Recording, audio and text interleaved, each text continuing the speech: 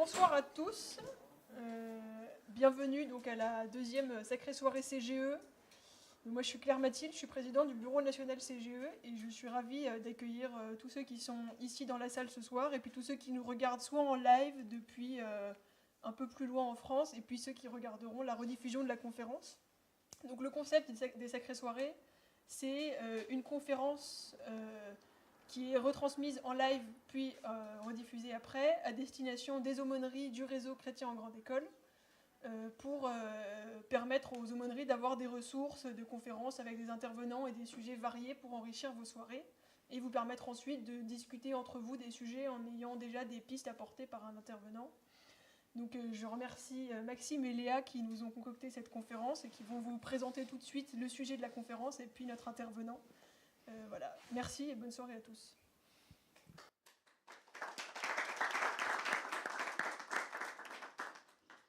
Donc, merci beaucoup Claire Mathilde pour la présentation. Donc déjà pour commencer, nous allons remercier le Centre Saint-Guillaume, qui est l'aumônerie des étudiants catholiques de Sciences Po, qui vraiment a le plaisir de nous accueillir aujourd'hui, et notamment sa présidente Thérèse, qui n'est pas là parce qu'elle avait cours, mais qui est, je pense, de tout cœur et de tout esprit avec nous. Donc Maxime et moi sommes des étudiants de Sciences Po également, en master d'affaires publiques, mais actuellement en césure, raison pour laquelle nous ne passons pas toujours, mais nous sommes ravis donc de revenir à l'occasion de cet événement au sein de notre aumônerie.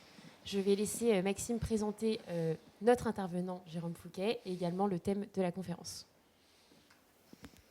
Alors oui, merci Léa. Donc ce soir, nous avons le plaisir de recevoir Jérôme Fouquet. Donc je vous remercie encore de vous être rendu disponible pour nous parler et parler à tout le réseau CGE aussi, parce qu'on sait que votre temps est précieux. Donc, le plaisir est partagé. Vous qui êtes marié, père de 5 enfants, mais c'est surtout en votre qualité de coach, formateur aussi, et d'enseignant que nous vous recevons. Et donc vous allez ce soir nous parler sur le thème « Que ton oui soit oui, que ton non soit non », avec comme sous-titre « Qu'est-ce que consentir à la volonté de Dieu ?» Donc d'abord, il y aura votre intervention et ensuite un temps de partage qui est construit comme ça, des questions-réponses. Donc toutes les aumôneries, en priorité celles qui sont à distance et puis vous aussi qui êtes ici ce soir, vous pourrez poser vos questions librement, le micro circulera. Donc voilà, je vous dis ça maintenant, comme ça vous pouvez déjà réfléchir à ce que vous voulez lui demander. Et donc je vais laisser la parole à Léa pour la première question. Peut-être en propos liminaire de cette conférence, nous allons demander à notre intervenant, donc Jérôme, de poser peut-être les écueils à éviter pour pouvoir aborder avec justesse la question qui est la nôtre. Donc, que ton oui soit oui, que ton non soit non, qu'est-ce que consentir à la volonté de Dieu ? De poser un petit peu les éléments fondamentaux pour pouvoir réfléchir tous ensemble à cette question. C'est bon. Ah oui, c'est vrai, pardon. J'ai oublié. Alors, c'est effectivement une question profondément humaine, hein, puisque nous sommes des êtres de choix. Nous sommes amenés tous à poser des choix. Et bien souvent, on va chercher dans la façon de poser un choix des réponses assez techniques. Et je pense que, comme tu disais, Léa, c'est important d'entrée de jeu de poser que lorsqu'on a un choix, il y a des éléments techniques, et notamment des éléments techniques de consentement, et puis il y a aussi des éléments éthiques. Alors, on a des choix à poser qui nous engagent par rapport à un bien recherché, ou par rapport à un mal d'ailleurs, et donc il s'agira de bien distinguer l'éthique de la technique. Alors pourquoi je vous dis ça d'entrée de jeu, c'est que nous sommes dans une société moderne où la technique s'est énormément développée, y compris la technique de connaissance de soi, la technique d'introspection. Et la grande tentation de l'homme moderne, c'est de résoudre les problèmes éthiques par la technique. Voilà. Or, ce sont deux choses différentes et les deux sont importantes. Et on le voit d'une façon générale dans la connaissance, c'est que lorsqu'on parle de vérité pratique, qu'est-ce que ça recouvre ? Ça recouvre deux grands domaines que sont d'un côté la technique, l'art et la technique. Vous êtes en Sciences Po, par exemple, Et en Sciences Po, l'art et la technique, c'est l'art de gouverner. Et pour poser un geste juste et bon, et il est important d'être en maîtrise, d'une certaine maîtrise technique. Et puis de l'autre, il y a l'éthique, et fondamentalement, c'est dans l'éthique la recherche du bien. Et en Sciences Po, la recherche du bien, ce sera la recherche du bien politique, et donc du bien commun. Et je suis parfois surpris pour enseigner en Sciences Po, alors pas ici, mais ailleurs, que cette distinction ne soit pas toujours si claire. Voilà. Donc peut-être on va essayer de travailler sur les deux volets. Voilà. Lorsqu'on a un choix à poser, il y a un certain nombre d'opérations à poser, à respecter. Et puis il y a des questions fondamentales, éthiques, de recherche du bien, de discernement du bien, de discernement du bien, meilleur bien, qui en appelleront à notre conscience. Et donc, tout de suite, je prends le volet. Donc, dans notre quotidien, on est aussi confronté à faire des choix. Et on est souvent tiraillé à un moment ou à un autre, justement, en parlant de bien, de l'impératif de faire le bon choix, de prendre la bonne décision. Donc, tout d'abord, qu'implique de réellement consentir à un choix et comment être sûr de faire le bon? Comment être sûr de faire le bon choix? Alors, on va commencer par qu'implique de réellement consentir. Vous savez, quand on pose un choix, en fait, on dit oui ou non. C'est la question de la soirée. Et donc, on consent à quelque chose. Et cet acte du consentement est vraiment un acte humain, fondamental, et qui en appelle à notre liberté. Et pour bien comprendre ce que c'est que consentir, on va faire un peu d'anthropologie, on va faire un peu de philosophie, pour poser ça. Ça va être un petit peu théorique au départ, mais on prendra des exemples ensuite, et s'apercevoir que dans le consentement, vous avez deux niveaux d'acte de la volonté. Alors, lorsque je consens, en fait, c'est que mon libre arbitre est interpellé. Voilà. Et donc, à partir du moment où je consens, ma volonté sera toujours engagée. Et on dira en philosophie que la volonté sera cause instrumentale. Cause instrumentale, pourquoi? Parce que si elle est contrainte, en fait, je ne peux pas consentir. Donc, quelque part, dans tout consentement, j'engage ma volonté. Mais ça, c'est une petite partie du consentement. La deuxième partie, et qui est la plus importante, et excusez-moi, j'ai fait un peu de philo, et je m'arrêterai là après, c'est que ma volonté est appelée à être cause formelle du consentement. La forme en philo, c'est l'âme. Voilà. Qu'est-ce qu'il y a au cœur de ma décision? Voilà. Et finalement, qu'est-ce qu'il y a au cœur de ma décision? Qu'est-ce que je cherche? Qu'est-ce que je veux? Voilà. Et c'est là-dessus que nous sommes appelés à être au clair. Réellement consentir à quelque chose, c'est être au clair sur ce que je cherche et sur ce que je veux. Et là, en fait, il s'agit que ma volonté, pour être au clair, connaisse le bien qu'elle choisit. Et plusieurs niveaux vont tout de suite se dégager, parce que qu'est-ce que je connais? Bien, je connais à un niveau extérieur. Voilà, je choisis tel bien, tel cycle d'études en particulier ou tel job en particulier. Donc ça, je peux le connaître. Voilà. Et en évaluer, d'une certaine façon, la bonté. C'est un point. Ça, c'est l'extérieur.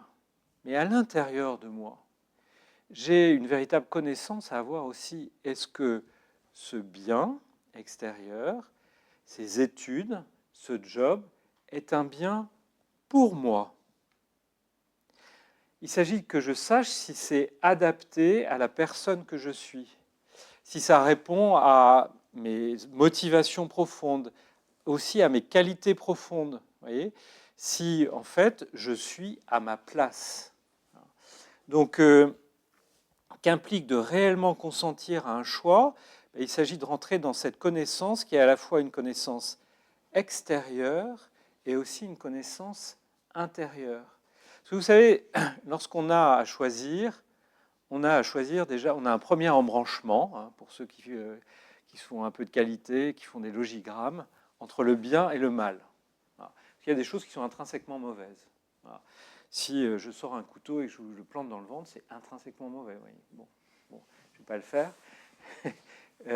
Et bon, entre le bien et le mal, bon, ça c'est un premier point et ce n'est pas le plus difficile. Après, il y a tous les autres biens qui s'offrent à moi.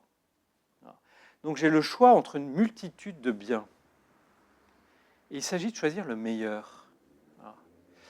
Il s'agit de choisir le meilleur, celui qui est le plus adapté à la personne que je suis et celui qui est le plus adapté à la finalité fondamentale de nos actes humains, qui est de se donner.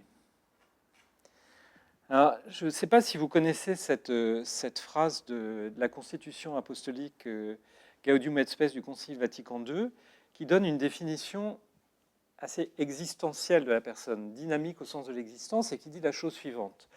L'homme, seule créature sur terre voulue par Dieu pour elle-même, ne peut pleinement se trouver lui-même que dans le don sincère de lui-même.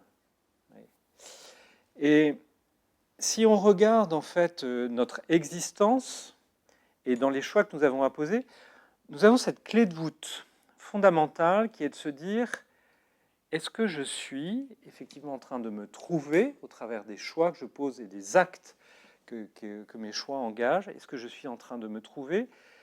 Et or, pour me trouver, je suis appelé, parce que je suis un être de don, à être dans le don sincère de moi-même. Voilà. Or, si je veux être dans le don sincère de moi-même, il s'agit que les actes que je pose et qui m'engagent soient ajustés à la personne que je suis. Donc, il s'agit de se connaître, de connaître la réalité extérieure de l'objet de mon choix, et cette adéquation qu'il y a entre l'objet de mon choix et la personne que je suis. Voilà. Et lorsqu'il y a adéquation, on parlera même de connaturalité, vous voyez, hein, connaturalité, c'est-à-dire que entre ce à quoi j'aspire et ce que je mets en face, il y a quelque chose qui se réunit et qui est ajusté. Alors comment être sûr de faire le bon choix? On n'est jamais sûr. À un moment, si vous voulez, on s'est donné les moyens de poser un bon choix. Donner les moyens, donc, de connaître, connaissance extérieure, connaissance intérieure. Et à un moment, on le pose. Voilà. Mais, vous voyez, si on se donne ces moyens, il y a des signes, puisqu'on parlait de la volonté de Dieu, qui peuvent nous éclairer. C'est-à-dire que, évidemment, il y a toujours une forme d'interrogation, mais dans cette connaissance de soi, il s'agit aussi d'écouter les signes que nous donne notre corps. C'est que notre corps est profondément humain et qu'au-delà du langage parlé, il communique. Il communique avec nous-mêmes. Voilà. Et savoir recevoir ces signes du corps, est-ce que je suis en paix, voilà, quand bien même il y a une prise de risque? Est-ce que je suis en confiance? Est-ce que je suis joyeux? Voilà, fait partie des choses à écouter et à connaître. Et si ce n'est pas le cas, ben on continue à creuser. Voilà. Savoir prendre le temps, c'est important. Eh bien, justement, à propos de ces signes que nous devons écouter pour prendre ces bonnes décisions, comment est-ce que nous pouvons entretenir un réel dialogue avec cette conscience qui est censée nous aider justement au quotidien pour faire ces choix-là? Et voilà, oui. Alors, lorsque je pose un choix, je suis effectivement appelé à le poser en conscience. Et là aussi, on va poser une petite définition que l'on trouve dans le Concile à nouveau. La conscience est le centre le plus secret de l'homme, le centre le plus secret, le sanctuaire où il est seul avec Dieu et où sa voix se fait entendre. C'est d'une manière admirable que se découvre à la conscience cette loi qui s'accomplit dans l'amour de Dieu et du prochain. Ce sanctuaire où je suis seul avec Dieu et où sa voix se fait entendre et où je suis seul aussi avec moi-même. Et en fait, il va y avoir, pour poser ce choix en conscience, il va y avoir donc deux présences à avoir. Une présence à soi-même et une présence à Dieu. Présence à soi-même, on vient déjà un peu d'en parler. Hein. C'est-à-dire à raisonner en conscience, c'est-à-dire poser des mots, identifier ce qui est l'objet du choix, ou ce que sont les objets du choix, et c'est l'objet de mon intelligence, connaître. Voilà. Avoir une connaissance, et vous savez que l'acte de connaître est un acte non organique. Il faut un cerveau, hein, okay. Il faut un cerveau pour l'expérience, mais l'acte de connaître est un acte spirituel. C'est un acte qui nous permet de pénétrer l'être des choses. Et ça, c'est un acte non organique. C'est un acte spirituel. Voilà. Donc avoir cette présence de notre esprit. Intelligence émotionnelle. C'est très à la mode, mais vous savez que je vous parlais tout à l'heure du langage du corps. En fait, dans tous les actes que nous posons et dans tous les signes que nous envoyons, il y a beaucoup de choses qui ne relèvent pas du langage au sens intelligible, voilà, mais qui relèvent d'une expérience. Nos émotions nous disent quelque chose de ce qui est en train de se passer, de nos besoins, de nos aspirations. Et lorsqu'il y a cette intelligence émotionnelle, en fait, on réunit un maximum d'éléments de ce qui est constitutif de notre personne. On n'est pas des purs esprits, on a d'abord parlé de l'esprit, on n'est pas des purs esprits. Hein. On est un corps qui a son fonctionnement propre et autonome, une affectivité avec toute la richesse de l'affectivité humaine et un esprit. On parle même d'intelligence corporelle. Et c'est à la réunion, en fait, de tout ça que se trouve le cœur de la personne. On a la chance d'avoir eu une très belle encyclique de François au mois d'octobre, je crois qu'il est sorti le 24 octobre, qui s'appelle Dilexit Nos, et qui nous parle du cœur de Jésus. Et notre pape, en introduction de cette encyclique, nous parle de la notion du cœur, en nous disant que c'est quelque chose qui échappe à la définition objective d'une philosophie réaliste, parce que c'est quelque chose qui vient nous parler justement du sanctuaire, de ce mystère de l'unité de la personne.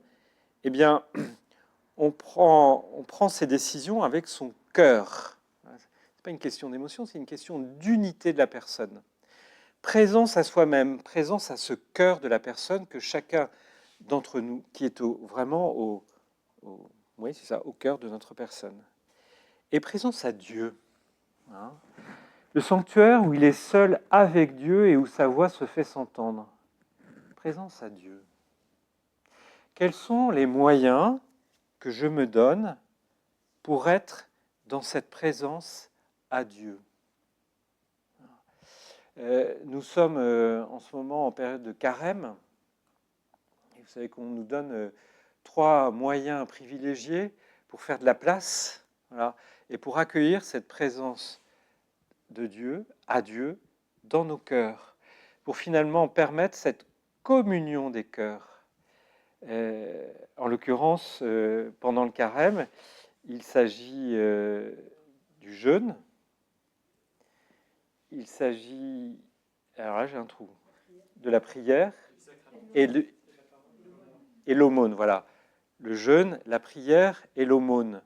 Et puis, par ailleurs, tout au long de notre vie de chrétien, eh bien, nous avons la vie sacramentelle. Alors, nous avons la parole. Alors, quel est cet espace que nous ouvrons et que nous consacrons pour permettre cette présence à Dieu? Vous voyez, dans dans toute relation, qu'est-ce que vise une relation humaine? Et quelle qu'elle soit, hein, elle vise une communion des personnes. Une communion des personnes. C'est-à-dire quelque chose de très mystérieux, où en fait, il va y avoir un cœur à cœur. Et ce, dans les circonstances même de la relation. C'est-à-dire que c'est valable dans une relation de travail, comme dans une relation amicale, comme dans une relation amoureuse. Ce sera adapté à la situation, mais on va être dans ce cœur à cœur où je donne de ma personne et où je reçois de l'autre. Vous voyez ? Eh bien, dans ce sanctuaire de la conscience, on est amené à vivre ce cœur à cœur, et évidemment, pour Dieu, alors dans l'Eucharistie, nous le recevons dans son corps, donc dans une réalité extrêmement profonde et incarnée, en fait. Hein. Mais et par ailleurs, hors Eucharistie, on sera dans une présence beaucoup plus spirituelle, donc il nous invite à nous... Oui, c'est ça, à faire retraite dans notre cœur et à ouvrir cet espace et lui laisser cet espace en nous donnant des moyens appropriés.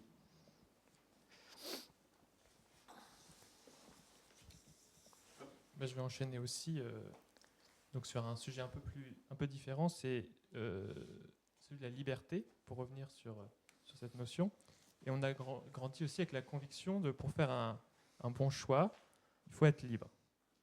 Mais pour ça, il faut quand même se demander qu'est-ce que ça veut dire être libre dans un choix. Et où est-ce qu'on est libre quand on fait un choix ou quand on pose un acte. Oui. Alors ça, c'est évidemment hyper important. Si on pose un choix, et si l'on se donne, car vous savez que le don est un acte fondamentalement libre. Le choix doit être libre. Et d'ailleurs, c'est pour en venir à ce qu'on disait en liminaire tout à l'heure sur le consentement, contrairement à ce qu'on pense, ce n'est pas la qualité du consentement, ce n'est pas la liberté, pardon, qui fait le consentement. Non, ce n'est pas la liberté qui fait le consentement, c'est la qualité du consentement qui fait la liberté. Ce n'est pas la liberté qui fait le consentement, mais la qualité du consentement qui fait la liberté. Quand la volonté est profondément cause instrumentale, c'est le minimum, hein, sinon il y a violence, sinon on force, et cause formelle, alors, parce que j'ai connu et choisi, je peux dire que je pose un choix libre.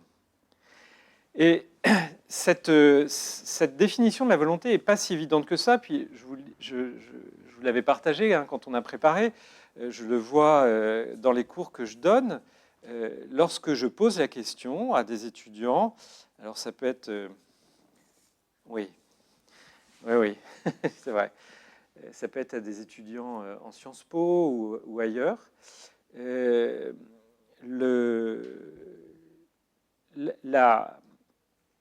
La question de la liberté fait que je dis, pourquoi c'est vous la liberté ? Pour vous, qu'est-ce que la liberté ? Et la réponse que j'ai habituellement, c'est la réponse de la Déclaration universelle des droits de l'homme. C'est-à-dire, ma liberté s'arrête là où celle de l'autre commence. Okay. C'est-à-dire, je peux faire à peu près tout ce que je veux à partir du moment où je ne gêne pas mon prochain. Voilà. Oui, mais c'est pauvre en fait, hein, comme définition de la liberté. C'est pauvre. Alors, on me remarque... D'habitude, j'interviens souvent avec ma femme qui me tire les pieds, qui dit « Jérôme, arrête, donne-leur des exemples. » et, voilà. Et là, d'ailleurs, on m'envoie un petit message, et c'est bien. Elle n'est pas là, mais... Voilà. Et alors, je vais vous donner une anecdote. Et donc, il y a quelques années, notre dernier fils était en terminale et donc avait un devoir de philo à faire. Et la question qui lui était posée, c'est une question autour de la liberté. Grosso modo, qu'est-ce que la liberté ? Et puis ça le barbait, voilà, de faire ce devoir. Donc il vient me voir, il me dit papa, tu pourrais le faire, quoi. Alors je lui dis non. Voilà. Et à l'époque, on habitait Rouen. Et Rouen, c'est une ville où est implanté Ferrero. Alors Ferrero, vous connaissez les produits Nutella, les rochers de l'ambassadeur, Kinder Bueno et tout ça. Et en fait, le principe de Ferrero, c'est qu'il s'implante, il produit dans le pays des consommateurs, donc pour les produits commercialisés en France, il s'implante en France, et il s'implante dans une seule ville. Alors, en l'occurrence, à Rouen, et dans plusieurs sites autour de Rouen. Autant vous dire que les enfants de Rouen sont alors, bien sevrés, enfin pas sevrés justement, mais bien nourris à tout ça. Et du coup, je lui dis, écoute Pierrot, la liberté, c'est comme le Nutella. Voilà. Ah non, papa, non, ici. La liberté, c'est comme le Nutella. Qu'est-ce que ça veut dire? En fait, je lui dis, voilà, tu rentres de cours, voilà, la journée était fatigante. Bon, en plus, dans notre famille, c'est celui qui s'est pris quand même quelques remarques. Donc, à l'école, et voilà, tu en as un peu marre. Et tu as besoin de te détendre, voilà, tu as besoin de reprendre de l'énergie. Et donc, bah, tu vas goûter. Voilà. Et à l'heure à laquelle tu rentres, en fait, il n'y a plus personne à la maison. Voilà. Tu es tout seul dans la cuisine avec la baguette de pain frais et le pot de Nutella. Voilà. Donc, tu n'as aucune contrainte. Voilà. Personne pour te dire quoi que ce soit. Et puis, bah, tu fais un premier sandwich de Nutella et tu le manges. Puis un deuxième et tu le manges. Et puis la baguette est finie. Voilà. Et puis tu continues à la cuillère. Voilà. Voilà. Et puis tu continues avec le doigt. Voilà. Puis finalement, tu as fini le pot. Voilà. Et puis tu es quand même un petit peu embêté, donc tu vas jeter le pot, puis tu vas en chercher un autre, et puis tu le mets à niveau, et hop, tu ranges dans le placard. Voilà. Voilà. Évidemment, tout ça, ça a pris du temps. Et puis, ça a pris du temps sur ton travail, parce que tu avais du travail à faire. Voilà. Et puis, au moment où sonne le dîner, tu arrives et tu dis « j'ai pas faim ». Ok. Voilà. Donc, tu as pu faire ce que tu voulais sans contrainte. Voilà. Et puis, finalement, tu n'as pas faim. Et puis, tu avais un autre choix, finalement. C'était de te dire « j'ai besoin de me détendre ». Voilà. D'être en énergie, et puis après j'ai mon travail à faire, et puis peut-être qu'il serait bon que j'honore le dîner qui a été préparé pour moi. Donc à ce moment-là, bah, s'il s'agit de manger la bonne quantité, et là on rentre dans le choix éthique, vous voyez, hein, on pourrait dire l'éthique c'est de savoir s'il y a de l'huile de palme ou pas dans le Nutella. Non, c'est pas ça. Ouais. Non. Le sujet c'est manger la bonne quantité au bon moment, et peut-être avec les bonnes personnes. Là, vous rentrez dans un choix éthique. Voilà. Et si tu arrives à manger la bonne quantité de façon facile, à te modérer, voilà, à te tempérer, à manger la bonne quantité au bon moment pour passer à autre chose après, là aussi de façon facile, et puis ultimement honorer le repas que ta maman a préparé, peut-être que là, tu es plus libre. Voilà. Alors, je ne lui ai pas dit ça comme ça, je lui ai dit, quand est-ce que tu es vraiment libre? Voilà, Pierrot, quand est-ce que tu es vraiment libre? Il dit, c'est bon, papa, j'ai compris. Ouais. Ouais. Voilà, la liberté, c'est ça. Voilà. C'est de pouvoir chercher d'abord. C'est chercher. Voilà. Connaître, choisir et atteindre facilement le meilleur bien. Chercher, connaître, choisir et atteindre facilement le meilleur bien. Là, je peux dire que je suis libre. Là, je peux dire que je suis libre. Et ça passe immanquablement par la vertu. Voilà. La vertu qui est cette disposition stable à bien agir, qui est acquise par répétition d'actes. Donc là, oui, on peut parler de liberté, et du coup, on parlera plus facilement de liberté intérieure. Voilà. Est-ce que mon choix est libre? Bah, extérieurement, ça veut dire qu'il est sans contrainte. Okay, je vais dire c'est la base. Est-ce que j'ai la possibilité extérieurement de choisir? Mais intérieurement, vous voyez que ça va engager non seulement le choix en tant que tel, un choix d'études, un choix de job, mais la façon dont je vais pouvoir l'accomplir. Ce choix, la façon dont je vais atteindre le bien que je vise. Là, je peux dire que je suis libre. Pour donner des exemples, en cours de Sciences Po, je donne un cours qui s'appelle Économie du bien commun. Et en fait, on essaie de revisiter tout ce qui est autour de la RSE, de l'actualité de la RSE, mais sous un angle assez élargi à la notion même de bien commun. Et donc, comme travail, je leur demande de prendre un secteur d'activité dans lequel ils aimeraient travailler, et de choisir 2 entreprises. Une qui a comme driver principal la profitabilité, et une qui recherche des éléments qui est plus dans son cœur de métier et qui va privilégier dans son projet d'entreprise des éléments qui relèvent du bien commun, c'est-à-dire qui relèvent à la fois la qualité du produit, le respect du client, le respect des collaborateurs, des fournisseurs, un ancrage dans une territorialité, voilà, enfin qui évidemment va être une entreprise lucrative aussi, mais qui va poser des choix qui fait que l'argent ne sera pas le driver principal de l'activité et donc des conséquences, des actes que ça pose après dans la gestion. Et donc, ils y arrivent, hein, ils trouvent à chaque fois 2 entreprises sur un même secteur d'activité, puis sur des choses extrêmement variées. Ça peut être la banque, les ascensoristes, enfin voilà.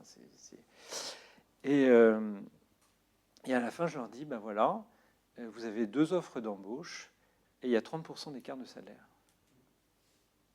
Voilà. Quel est le bon choix pour vous? Voilà. Et encore une fois, je ne vais pas les noter sur le choix qu'ils vont poser, hein, mais sur la façon dont ils discernent. Voilà. Justement, cette liberté, elle nous permet ensuite d'être dans le don. Parce qu'une fois qu'on se connaît, on pourra ensuite être dans le don. Donc, c'est cette question, le don, est-ce que c'est forcément déjà une bonne action pour soi et pour les autres? Et du coup, comment est-ce qu'on peut évaluer la justesse de notre don? Alors, vous savez que dans cette... Oui, Léa? Non, c'est en prévision. Dans cette définition qu'on avait tout à l'heure de Gaudium et Spes, l'homme seule créature sur terre voulue par Dieu pour elle-même ne peut pleinement se trouver que dans le don sincère de lui-même. Sincère. Voilà. Et ça va se jouer sur le caractère sincère. Voilà. Parce que on peut parfois être en train de donner beaucoup, et puis il y a un truc qui ne va pas. Alors par exemple, dans le burn-out, voilà. Dans le burn-out professionnel ou non professionnel, je me peux retrouver dans une situation où je donne, et en fait, à un moment, je craque. Or, c'est Saint Bernard qui nous dit, donner, ça n'est pas se vider. Donner, ça n'est pas se vider. Donc, si je donne et que je craque, c'est que je suis en train de me vider et que, en fait, je ne suis plus en train de me remplir, car lorsque l'on donne, et Saint Bernard reprend cette image de la vasque, on donne le surplus, vous voyez, on donne comme par débordement. Pour ceux qui sont allés à Saint-Pierre-de-Rome, vous avez ces 2 fontaines là, sur la place Saint-Pierre, qui sont des grandes vasques et qui débordent. Vous voyez, la source, enfin, l'adduction monte, la vasque se remplit et ça retombe. Alors, lorsque je suis vidé, je ne suis pas rempli. Pourquoi je ne me remplis pas? Si je ne me remplis pas, c'est que je ne reçois plus quelque chose. Voilà. Si je ne reçois plus quelque chose, qu'est-ce qui se passe? Alors, ça amène, lorsque on accompagne notamment des gens qui sont en post-burnout, ça les amène à dire, mais après quoi vous étiez en train de courir? Vous donniez, mais après quoi vous étiez en train de courir? Est-ce que c'était réellement après l'accomplissement de votre travail, ou est-ce que vous étiez en train de vous rassurer vous-même sur quelque chose? En train d'aller chercher une réassurance sur le fait que je suis un bien et j'existe au travers du service que je rends.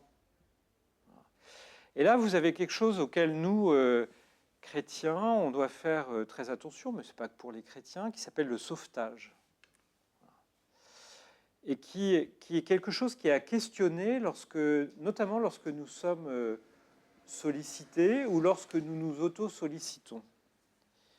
Alors, qu'est-ce que c'est que le sauvetage ? J'allais dire que c'est une tendance naturelle, c'est une tendance en tout cas, pour un certain nombre de personnes à vouloir aider, à faire des choses sans que ça nous ait été demandé explicitement. Vous voyez ? Je me surinvestis dans mon travail, mais ça ne m'a pas été demandé. Je prends un service, ou je rends un service qui peut-être ne m'a pas été demandé. Alors, pour savoir si on est en position de sauvetage, c'est une femme qui s'appelle Giza Jaoui, qui, dans un livre Transactions, pose 4 questions. Voilà. Petit moyen, 4 questions qu'on est amené à se poser et qui peuvent nous aider dans un choix pour que ce choix soit libre et qu'on soit dans le don sincère. 4 questions. Est-ce que j'avais réellement envie de l'aider ? Est-ce que j'avais réellement envie de l'aider ? Deuxième question, est-ce que j'ai la compétence pour le faire ? Est-ce que je suis compétent ? Est-ce que je suis la bonne personne pour le faire ? Troisième question, est-ce qu'elle m'a demandé ? Voilà. Est-ce que je réponds à une demande ? Ou est-ce que c'est moi qui anticipe la demande de l'autre ? Voilà.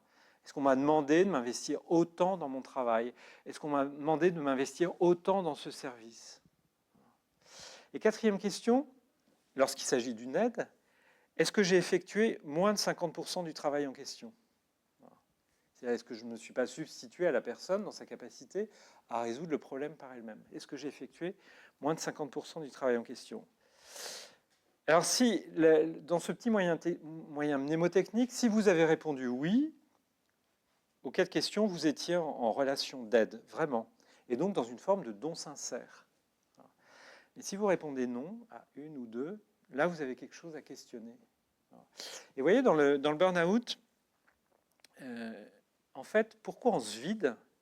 C'est parce qu'on est en train de courir après quelque chose qui n'est même plus le travail, qui est cette forme de réassurance qui touche à l'estime de soi, à une anxiété, à une peur, qui est une quête sans fin. Pourquoi elle est sans fin ? C'est qu'on n'aura jamais cette assurance. La finalité du travail, elle est dans la bonté même de l'acte du travail, vous voyez, dans ce que je suis en train de faire. Et lorsque je cours après autre chose, je ne profite même plus de cela. Voilà. Et je me vide. Ouais. Donc, s'interroger sur la sincérité du don, c'est se dire de façon très honnête, finalement, quelle est honnête, hein, c'est-à-dire que je questionne et je suis honnête avec moi-même, quelle est la finalité que je suis en train de poursuivre ? Est-ce qu'elle est vraiment explicite, choisie ? Voilà. Et auquel cas je peux l'évaluer, ou est-ce qu'en fait elle est implicite et souvent très affective, et là je passe à côté de la cible. Ouais. D'ailleurs, sachez que pécher, c'est rater sa cible, soit dit en passant. Bien, justement, en parlant de finalité dans l'acte que je pose et les décisions que je prends pour moi-même et pour les autres, est-ce que vous avez une matrice, une grille de lecture qui serait peut-être un point de départ pour nous, pour poser un regard critique sur nos actes et pour les ajuster justement pour nous-mêmes et pour les autres ? Ce qui serait aussi très parlant à toutes les personnes qui sont engagées, que ce soit à CGE ou dans leur aumônerie, parce qu'il y a certaines personnes qui ont pu se reconnaître aussi, mais c'est intéressant de se poser ces questions. Oui. Alors, est-ce que, comme on en a parlé, la réponse est oui.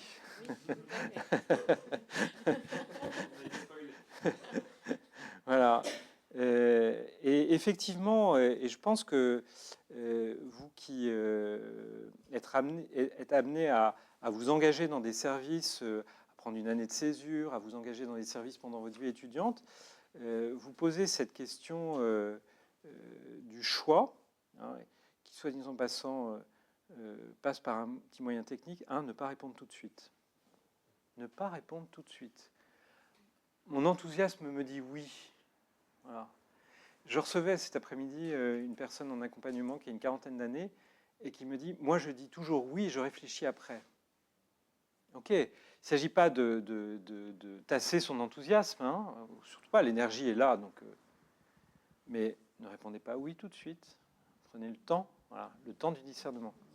Alors, dans ce temps de discernement, oui, il y a quelque chose qui peut vous aider, c'est que, en fait, il y a une espèce de triptyque d'analyse d'un acte. Voilà, un acte que l'on pose. Il y a 3 éléments dans un acte. Il y a l'objet, la finalité et les circonstances. L'objet, c'est, par exemple, boire.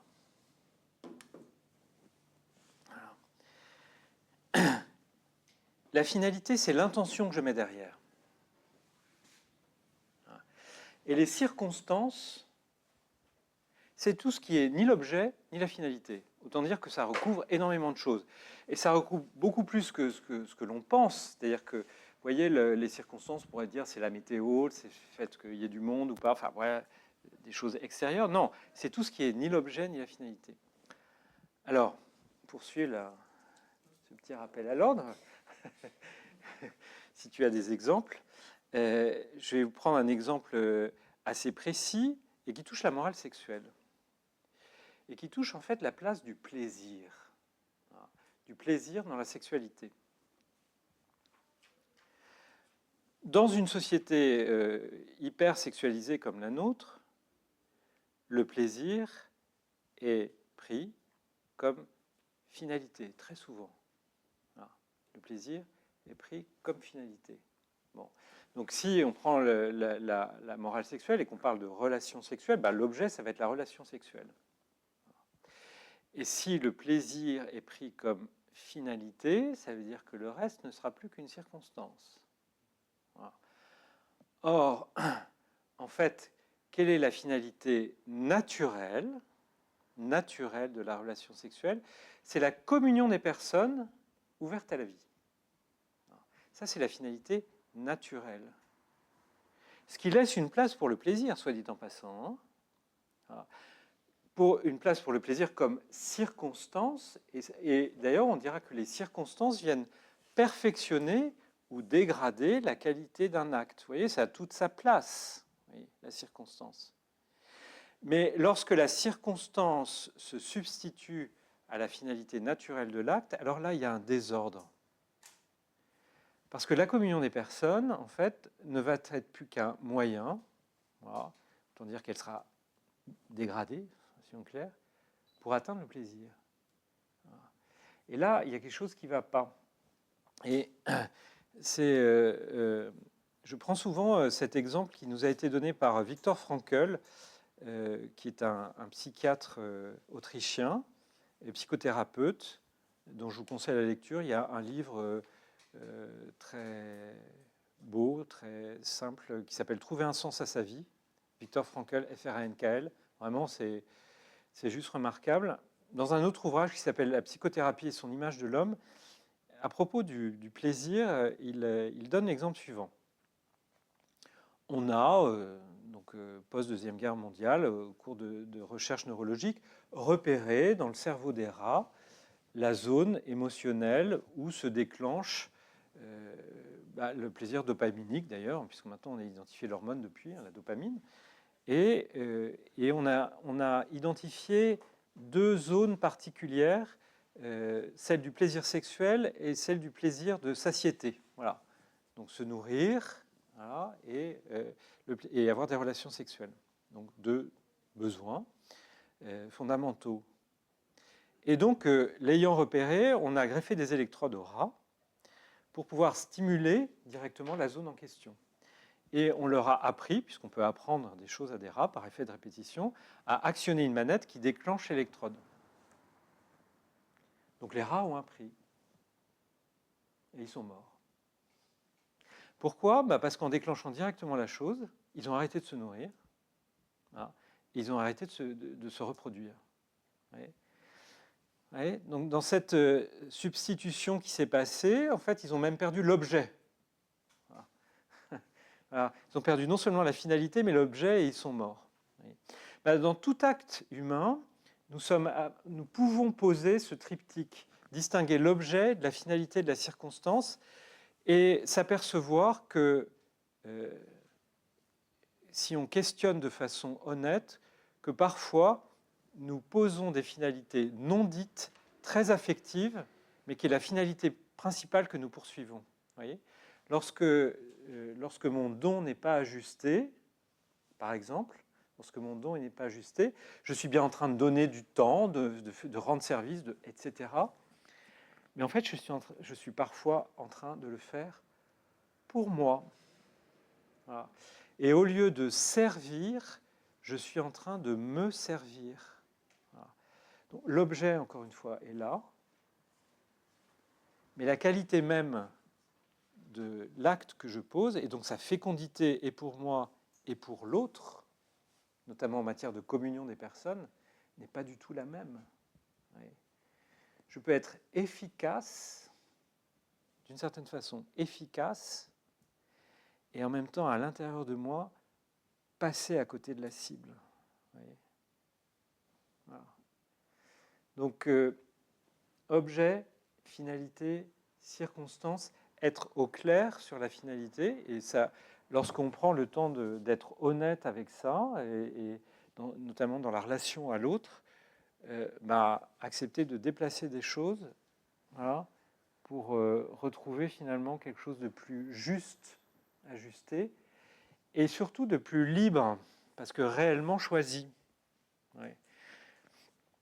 Parce que notre affectivité peut nous embarquer sur des choses que finalement nous n'avons pas délibérées.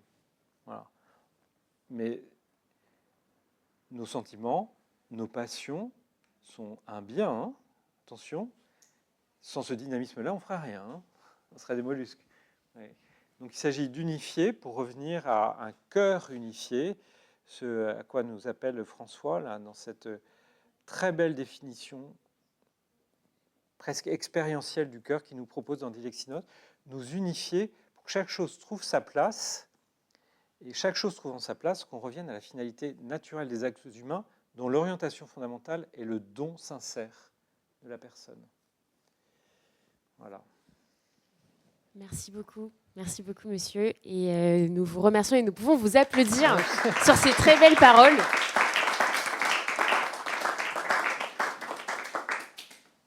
Et nous accueillons bien évidemment vos questions, en commençant par le chat.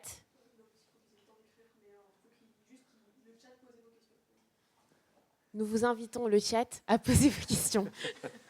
On relaiera vos questions. Bien sûr.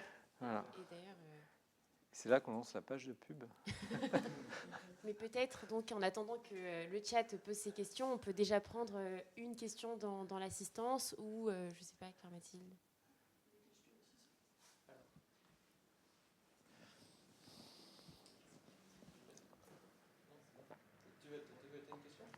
Ok, je te passe le micro.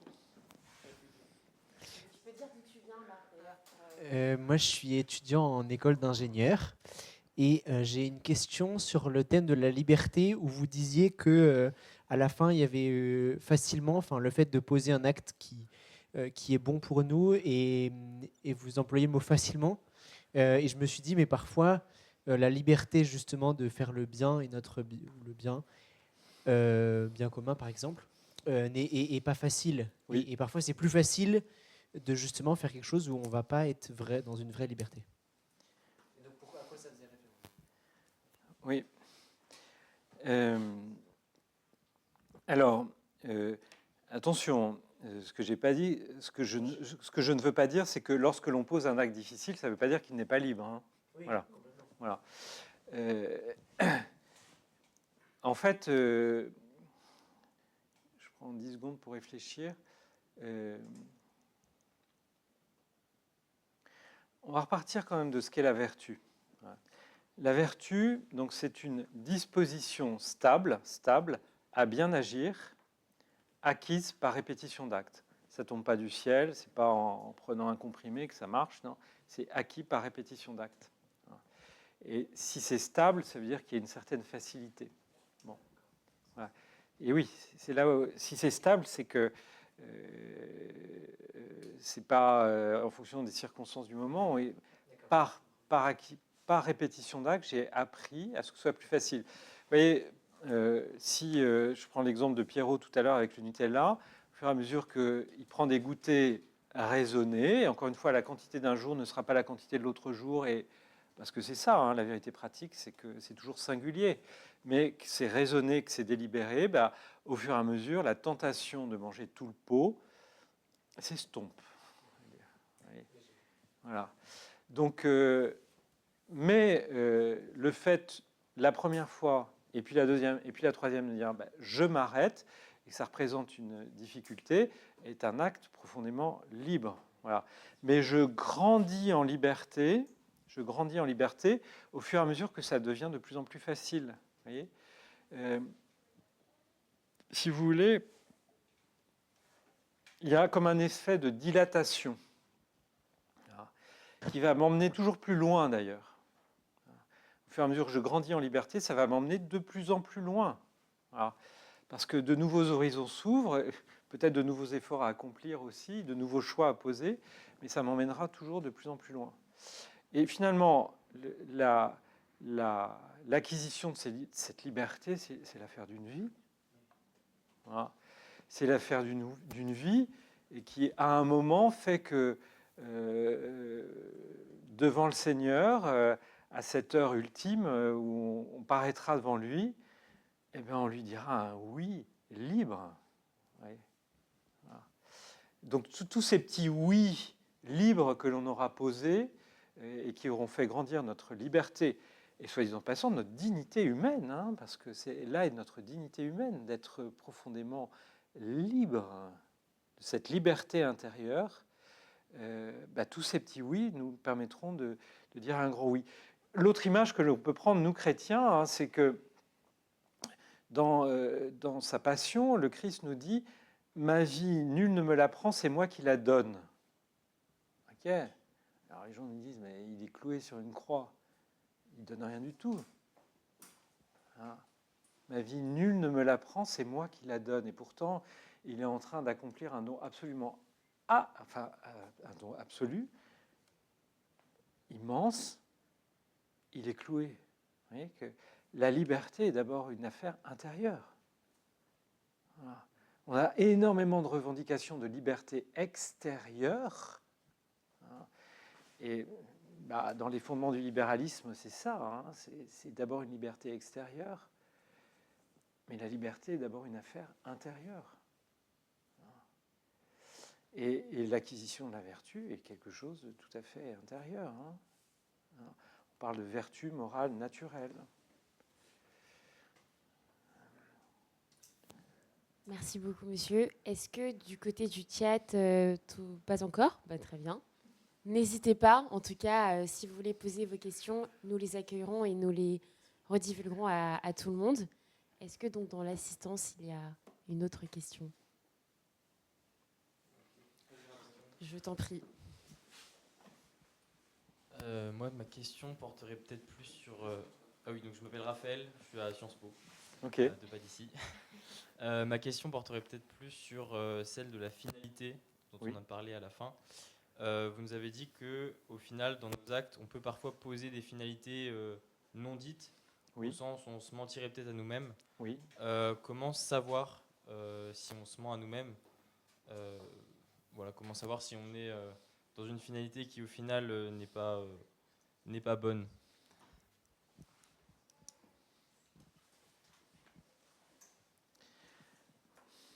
Alors, j'ai envie de vous répondre à deux niveaux.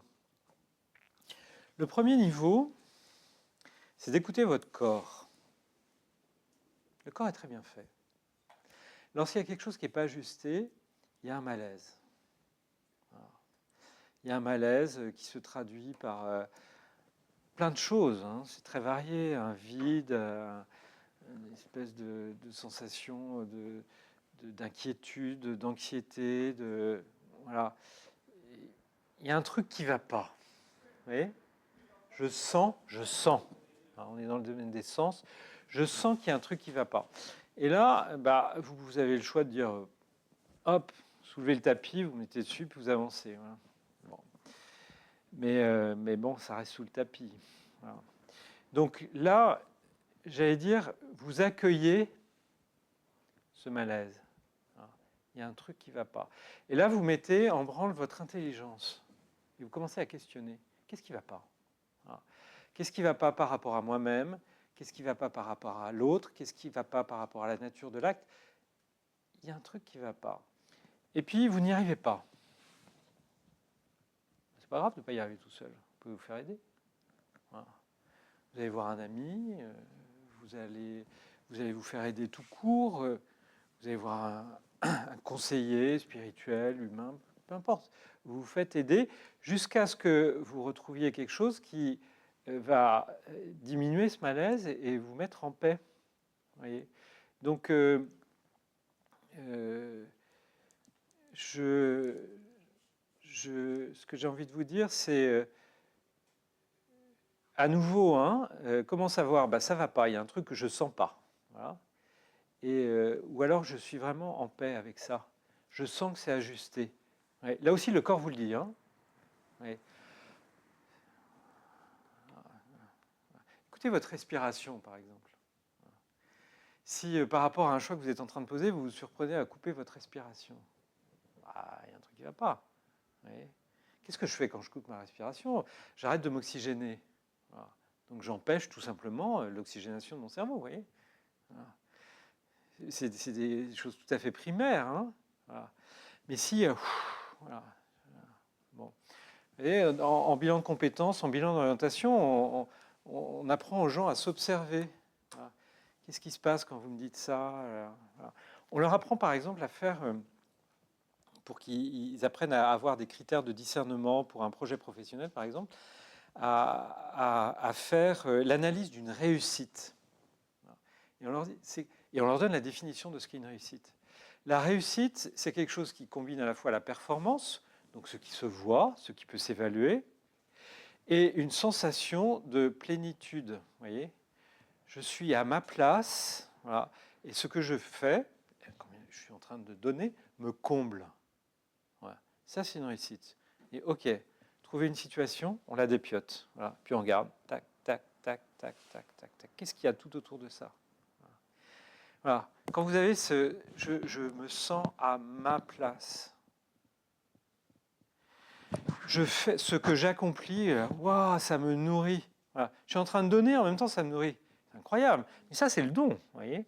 Le mouvement du don, c'est un mouvement de réception, de don contre don. Voilà. Et c'est extrêmement vertueux parce qu'un don ajusté entraîne un nouveau don. Voilà. Et chez l'un et chez l'autre. Voilà. Ça, c'est des signes aussi. Voilà. Lorsque je me cogne la tête en disant je fais ça, ok, mais qu'est-ce qui ne marche pas ? Voilà. Est-ce que ça répond à votre question ? Ok, bon, tant mieux. D'accord. Est-ce que... Oui, Eugénie, Nathanaël, je te passe la parole. Vous définissiez 4 choses à vérifier pour savoir si on est dans l'aide. Oui. Dont est-ce qu'on est content d'aider, si je me souviens bien. Oui. Si on n'est pas content d'aider, est-ce que c'est un réflexe naturel pour éviter le burn-out, ou alors est-ce qu'il faut apprendre à être content d'aider ? Toujours plus, quoi. Est-ce que jusqu'où on s'arrête ? Alors, si on se pose ces questions qui sont des questions autour du sauvetage, vous voyez, est-ce que j'avais vraiment envie de le faire ? Voilà. Non, je n'avais pas envie de le faire. Est-ce que je suis la bonne personne ? Voilà. Et je me rends compte que je ne suis pas la bonne personne. Donc, ma façon d'aider, ce sera d'aider l'autre, ce sera de trouver la bonne personne. Donc, évidemment, parfois, on peut se retrouver en situation d'aide où on n'a effectivement pas envie de le faire, il faut le faire. Voilà. Et quand ça se répète et que ça crée une dépendance, que je crée une dépendance pour la personne aidée, il y a un problème. Parce que aider quelqu'un d'autre, c'est l'aider dans son autonomie, c'est l'aider à être libre. Et si dans l'aide que j'apporte, je perds moi en liberté et l'autre aussi perd en liberté, et ça crée un lien de dépendance, il y a un truc qui n'est pas ajusté. Voilà. Donc, vous avez raison de poser la question. C'est pas parce que j'ai pas envie de le faire qu'il ne faut pas le faire. Oui, tout à fait d'accord.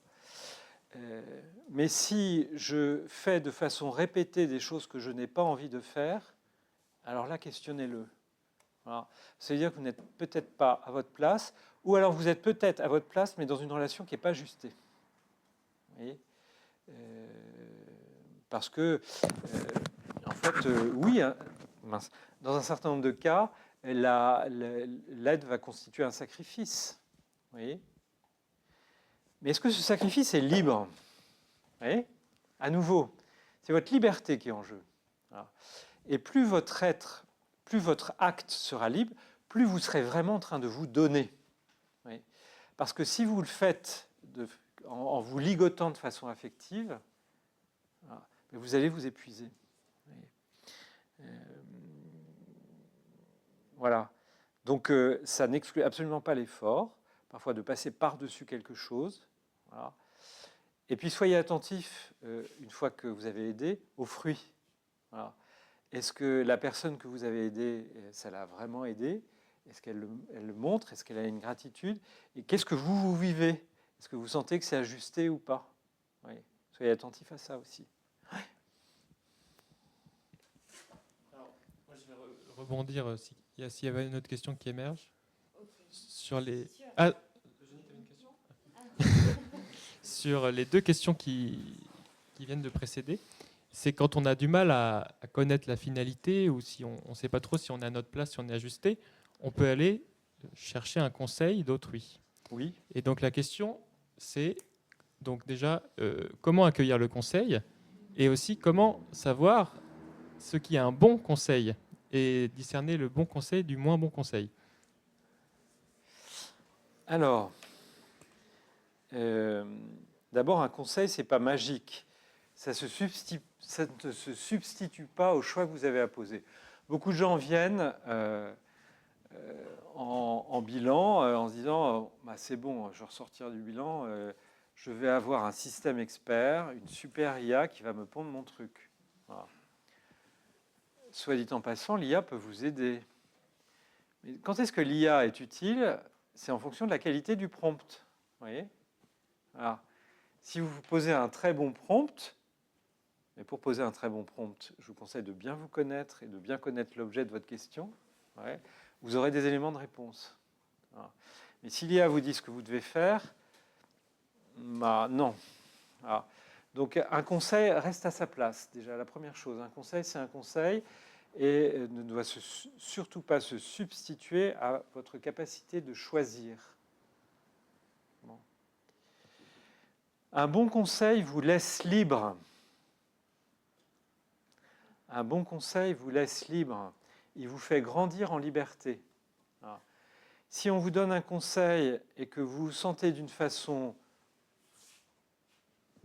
façon obligé de le suivre, il y a un truc qui ne va pas. Ah, il y a un truc qui ne va pas. Oui, mais si je ne suis pas son conseil, ça va dégrader notre relation, ou il ne va pas comprendre, je suis allé chercher son aide, et en fait, je suis en train de refuser son aide alors que ça ne va pas, je ne suis pas gentil. Non, un bon conseil vous laisse libre, vous fait grandir en liberté. C'est-à-dire qu'il vous propose une option supplémentaire ou un critère supplémentaire pour pouvoir discerner. Voilà. Donc il ne se substitue pas à vous, il fait grandir votre liberté. Et vous pouvez très bien, justement, en allant chercher de l'aide, tomber sur quelqu'un qui est dans le sauvetage, voilà, qui va vouloir faire à votre place. J'ai une super idée pour toi. Bah, méfiez-vous, hein, j'ai une super idée pour toi. Non, voilà. J'ai une proposition à te faire. Voilà, c'est déjà mieux. Voilà. Où est-ce que tu as pensé à... Puis d'ailleurs, c'est très intéressant parce que, vous voyez, vous allez voir quelqu'un avec un problème. Si la première chose qu'il vous dit, c'est « j'ai la solution », calmez-vous. Ouais. Vous voyez, dans les outils d'intelligence collective, qu'est-ce que l'on fait ? Avant même d'aborder la solution à un problème, on va commencer par la clarification. C'est-à-dire poser des questions à la personne qui lui permettent de se déplacer et de donner des éléments complémentaires à l'analyse du problème qu'elle avait en lui disant et vous posez des questions complémentaires. Tu m'as parlé de ça, de ci, de ça. Je ne sais pas, des difficultés que tu rencontres à l'heure actuelle dans ton job, si on prend une situation de coaching. Et là, vous questionnez la situation et vous déplacez la personne pour que son angle de vue s'élargisse, son propre angle de vue à elle s'élargisse. Voilà. Clarifier. Voilà.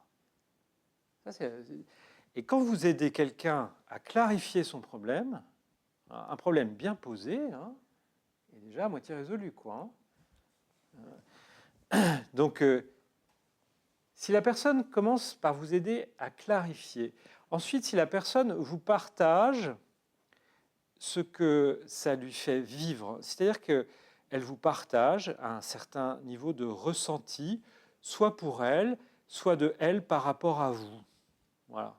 Pour faire entrer des choses en résonance. Oui, on n'est toujours pas dans l'intellect. Alors, clarification, si on est dans l'intellect. Ensuite, on fait résonner, voilà, pour se rapprocher de l'autre. Voilà. Faire entrer en résonance. Et à la fin, on commence à aborder, si j'étais à ta place, je ferais ça comme si. Voilà. Mais tu fais ce que tu veux. Voilà. Là, vous avez une démarche déjà qui est beaucoup plus élaborée et qui va permettre de se rapprocher de l'autre et de son besoin et d'écouter au mieux votre besoin. Donc, voilà les petits critères pour identifier ce qui pourrait être un bon conseil. Merci. Maël, j'ai une question par rapport aux engagements et au chemin. Au début, vous évoquiez le fait que c'était facile, enfin, plus ou moins, de faire le discernement entre un chemin mauvais et bon, Oui. et que l'enjeu était de choisir le meilleur des bons chemins. Oui. Et si on est, quand on a face à soi différents chemins, différents engagements, différentes voies qui s'offrent à nous, et qu'elles semblent toutes bonnes, qu'on se sent ajusté face à ces différents chemins, et que, enfin voilà, on n'arrive pas à discerner lequel est le meilleur. Oui.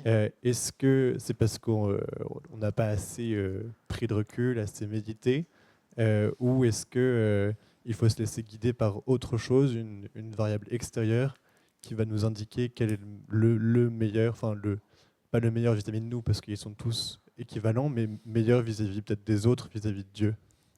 Oui. Ok. Et c'est effectivement le choix le plus difficile, parce que c'est là où il y a le plus de choix. Vous voyez ?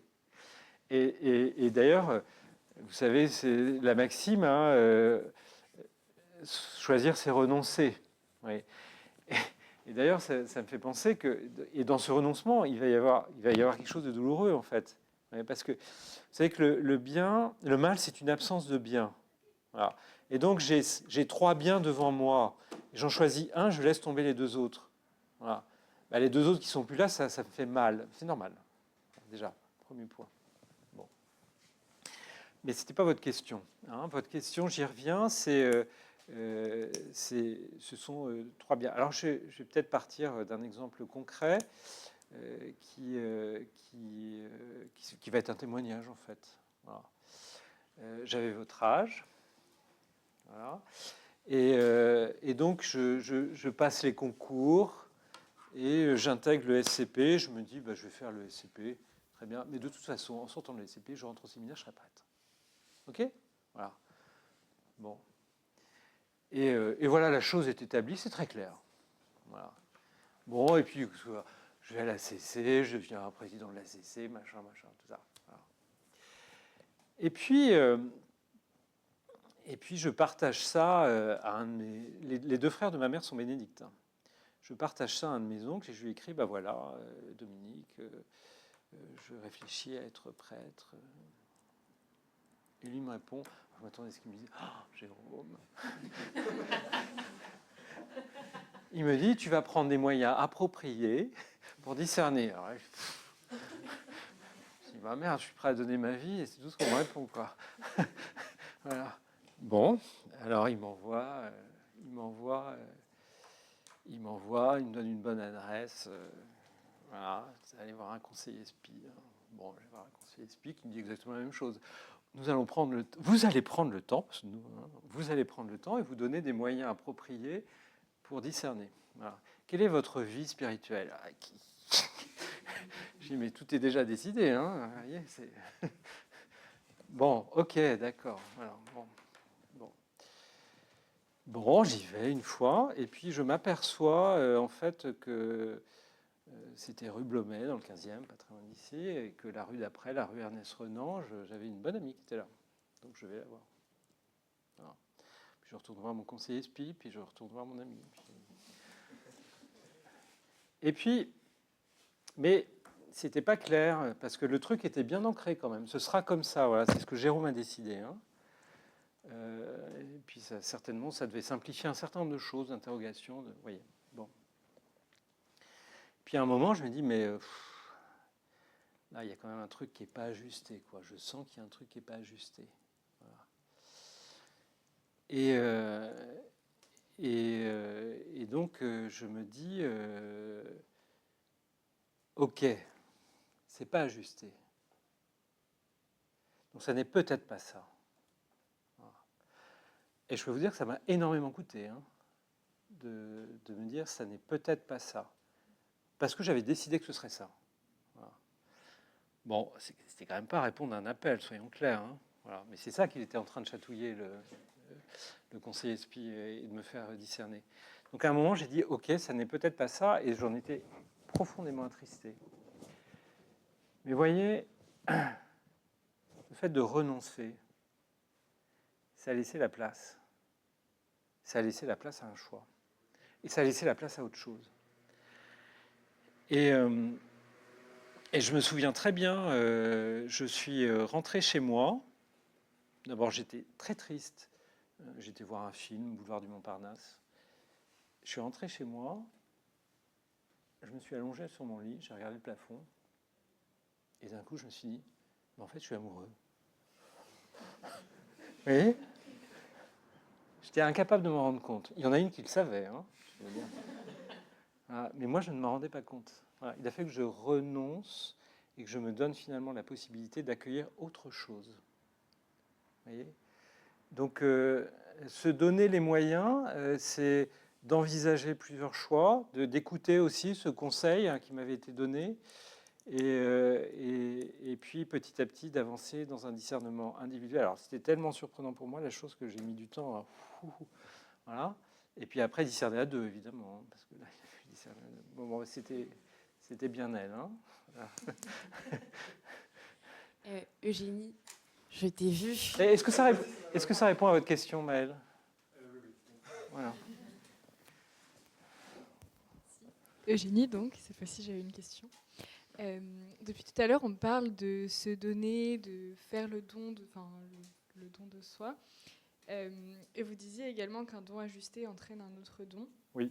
Moi, ma question, c'est comment recevoir un don? Parce que quand on est étudiant en responsabilité, on se donne, on prend des engagements, mais il faut aussi recevoir le don des autres. Oui. Et dans quelle posture est-ce qu'on peut se rendre prêt à recevoir des dons qu'on peut recevoir le... Ok. Alors, j'ai envie de vous répondre deux choses. La première chose, c'est Saint Paul qui nous le dit. Qu'as-tu que tu n'aies reçu? Qu'as-tu que tu n'aies reçu? En fait, si on regarde bien, on reçoit tout. Vous voyez, on reçoit la vie. On n'est pas principe de notre vie. Hein. On est principe de nos actes. On n'est pas principe de notre vie. Et nos parents sont cause instrumentale. Voilà. Ils ne sont pas des dieux, ils ne créent pas la vie. Voilà. Ils sont cause instrumentale de la vie.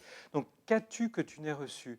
Donc, on est vraiment amené à recevoir tout ce qui nous est donné, y compris ce dont nous sommes propriétaires. Voilà. Si je reçois ce dont je suis propriétaire comme un don, alors j'en suis responsable. Si je le reçois comme un dû, alors je le possède. Vous voyez ? Bon. Alors, je pensais à une deuxième chose. Donc, je vais vous demander de me reposer la question parce qu'il va falloir que ça revienne. Comment recevoir des dons ? Ah oui. Comment savoir recevoir ? Oui. Je repose la question comment recevoir un don pour ceux qui nous sont sur le chat, ceux qui sont à distance. Ok. Parce qu'on a eu une rupture. Ah, c'est s'il n'y avait pas de micro. Oui. Apprendre à recevoir. Vous voyez, il y a quelque chose qui peut vraiment nous aider, c'est apprendre à demander. Vous voyez ? Parce que lorsque je demande, je me mets dans une posture de recevoir. Vous voyez ? Et on dit souvent que dans les actes du don, il y a recevoir, donner, et on peut y rajouter demander, parce que demander nous prédispose à recevoir. Parce que je me mets en dépendance de l'autre. Vous voyez ? Et Dieu nous dit, mais demandez, vous recevrez. Voilà. Donc, vous savez, dans les relations, mes limites, mes propres limites, c'est l'espace que je laisse à l'autre. Vous voyez ? Si je n'ai pas de limite, je suis dans la toute-puissance. Si je n'ai pas de limite, je suis dans la toute-puissance. Je n'ai pas besoin de l'autre. Si j'ai mes limites, voilà, et que je les reconnais et que j'apprends à les connaître, parce que je ne suis pas tout-puissant, c'est l'espace que je laisse à l'autre. Ah, c'est l'espace que je laisse à la complémentarité, à l'altérité, et dans une dynamique plus volontaire, à la demande, en fait. J'ai besoin de toi. Ah. Et là, je lance une dynamique du don. Ah. Je demande, je reçois, en retour, parce que je reçois, je me remplis, je donne à mon tour, et souvent la première chose que je vais donner, c'est ma gratitude. Vous voyez ? Que l'autre va recevoir, du coup. On est déjà dans un contre-don. Voilà. Donc, mais cette phrase de saint Paul est très belle. Hein. Qu'as-tu que tu n'aies reçu ? Alors, il prolonge, hein, parce qu'il peut y avoir des tentations derrière ça. Et si tu l'as reçu, pourquoi t'en glorifies-tu ? Et si tu l'as reçu, pourquoi t'en glorifies-tu ? Lorsque une des tentations, ça peut être de posséder son service, vous voyez ? De posséder son service. C'est moi qui le rends. Voilà. Ça veut dire qu'on est souvent en train de se servir. Et soyons honnêtes, ça nous arrive tous, quoi. Voilà. Qu'as-tu que tu n'aies reçu ? Ah oui, en fait, j'ai tout reçu. Et si tu l'as reçu, pourquoi t'en glorifies-tu ? Ben là, hop, j'ai un petit truc à ajuster. Et on a tous des trucs à ajuster. Voilà. Normal, non ? Voilà. Ok, donc on va prendre une dernière question, s'il y en a une, auquel cas on va clôturer la conférence. Et présente-toi. Donc Alexis, moi je viens de terminer mes études à AgroParisTech, donc voilà, diplômé, et donc j'ai dû faire face à des choix professionnels. Oui. Voilà, j'avais par exemple le choix entre plusieurs postes, et quand j'en choisis un, il y a forcément, on l'a déjà dit, une part de renoncement. Oui. Donc comment gérer finalement cette part de frustration aussi qui existe dans la durée, et comment ne pas finalement être un peu nostalgique des choix qu'on aurait pu faire, et de voir aussi ce qu'on a pu manquer. Comment essayer de tenir notre engagement, notre choix dans la durée. Ok. Alors, j'ai envie de vous dire deux choses. La première chose, c'est d'accepter qu'on peut se tromper. Voilà. Et que le fait de se tromper et de le reconnaître pour finalement se dire mais en fait je me suis trompé, c'est se redonner la liberté de faire le bon choix. Voilà. Donc c'est d'accepter quelque part l'erreur, voire l'échec, comme une étape du choix. Voilà. Pas évident parfois, hein, je me suis trompé. Bon. La deuxième chose, c'est finalement d'assumer ce choix. C'est-à-dire qu'au moment où je le pose, je sais à quoi je renonce, voilà, et de se dire, bah, je le fais en conscience. Voilà. Je le fais non pas en me disant, non, c'est un moindre mal, vous voyez, ou c'est... non, en fait, je renonce effectivement. Bon. Parce que si je ne l'ai pas pleinement assumé à ce moment-là, ça va venir effectivement me rattraper. Voilà. Ça ne veut pas dire que je ne peux pas le faire a posteriori, mais se dire que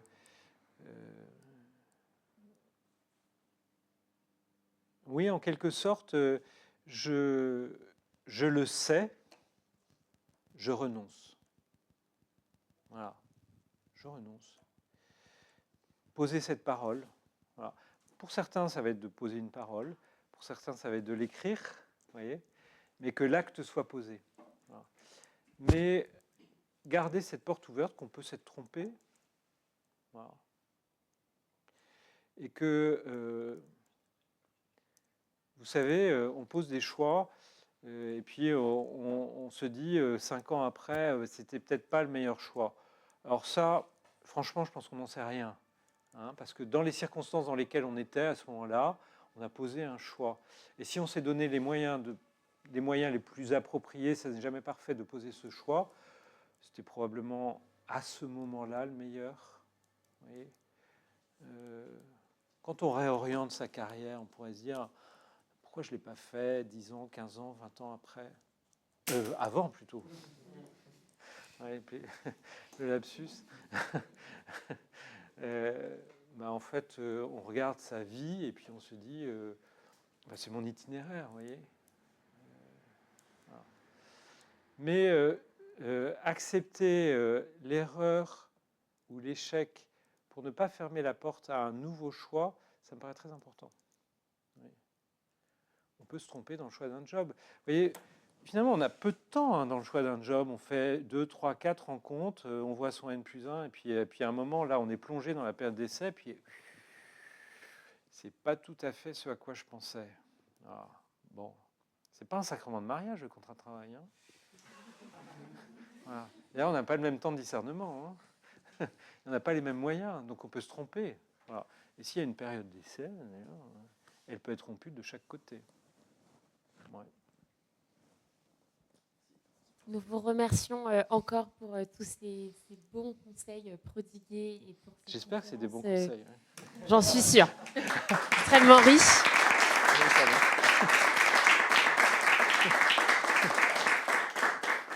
Et nous remercions également Martin pour toute la logistique technique.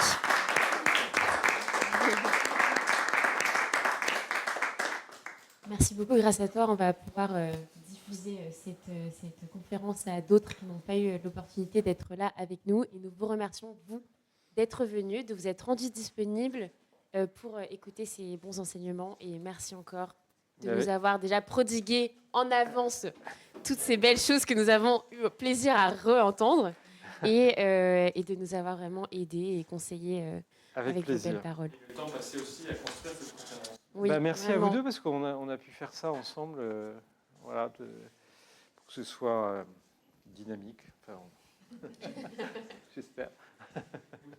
Donc merci beaucoup à tous ceux qui étaient à distance. On espère que vous avez autant appris que nous lors de cette conférence.